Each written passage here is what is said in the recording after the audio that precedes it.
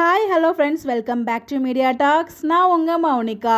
So நாளை preview ரொம்பவே நல்லா இருந்துச்சு. அது இன்றைக்கி எண்டில் வந்து எனக்கு ரொம்ப பிடிச்சிருந்துச்சுங்க காவியோட அந்த ஒரு ஆக்டர்.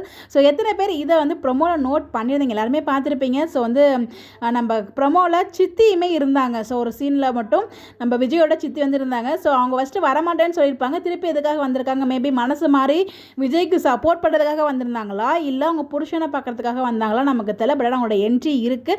நமக்கு ஆஃப் ஸ்க்ரீன் அப்டேட்ஸுமே கிடச்சிருந்துச்சு. அதை வச்சுமே அவங்க வந்து வராங்கங்கிறத நம்ம கெஸ் பண்ணியிருந்தோம். அதேமாதிரி ப்ரொமோலையுமே அவங்களோட என்ட்ரி வந்து இருந்துச்சு.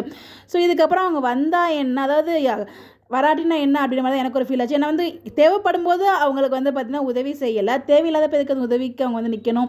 ஸோ உதவிக்காக வந்தாங்கன்னா நான் சொல்கிறேன், பட் எதுக்காக வந்திருக்காங்க நமக்கு எபிசோட் பார்க்கும்போது நாளைக்கு தான் தெரியும்.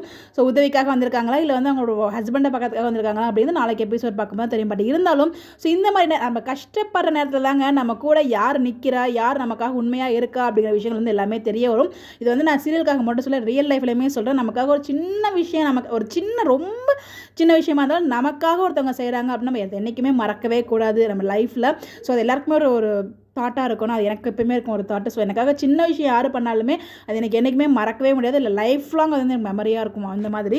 ஸோ வந்து அதே மாதிரி தான், அதேமாதிரி நம்ம கஷ்ட காலத்தில் தான் நம்ம கூட யார் நிற்கிறாங்க, நமக்கு சந்தோஷமாக இருக்கும்போது கூட இருக்கவங்கள விட கஷ்ட காலத்தில் யார் நம்ம கூட இருக்காங்களோ அவங்க தான் நமக்கு வந்து எப்பயுமே லைஃப் லாங் இருப்பாங்க.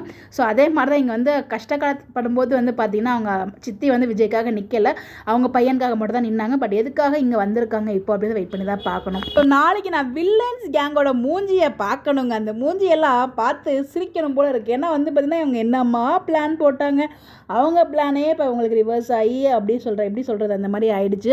ஸோ நாளைக்கு என்ன ரியாக்ட் பண்ண போகிறாங்க, ஸோ இதுக்கு போலீஸ் என்ன சொல்ல போகிறாரு, ஸோ இதெல்லாம் முடிஞ்சதுக்கப்புறம் நம்ம விஜய் அண்ட் காவியோட நாளைக்கு எபிசோடில் நிறைய மொமெண்ட்ஸ் வந்து காத்துட்ருக்கு.